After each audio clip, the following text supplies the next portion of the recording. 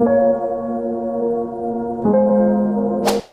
ay ginugunita natin si Papa San Pio Ika-10. Siya ay naging Santo Papa ng simbahan simula noong 1903 hanggang 1914. Si Papa San Pio Ika-10 ay kilala sa kanyang motto, to restore all things in Christ. Ang kanyang papacy ay nakatuon sa pagpapanibago sa espiritual na buhay ng simbahan at sa pagpapalapit ng mga mananampalataya sa Diyos. Kaya binigyan niya ng diin ang kahalagahan ng madalas na pagtanggap sa banal na Eucharistia at ibinaba ang edad para sa mga batang pwedeng tumanggap ng First Communion na nagbibigay daan sa mga kabataan na tanggapin si Jesus sa banal na Eucharistia sa mas maagang edad. Naniniwala si Papa San Pio Ika-10 na ang banal na Eucharistia ang tunay na pinagmumulan ng lakas at kabanalan para sa mga Kristiyano. Itinuturo niya na ang banal na Eucharistia ay hindi gantimpala para sa mga perpekto, kundi gamot para sa kaluluwa ng tanan. Kaya hinihikayat niya ang lahat na madalas na tumanggap nito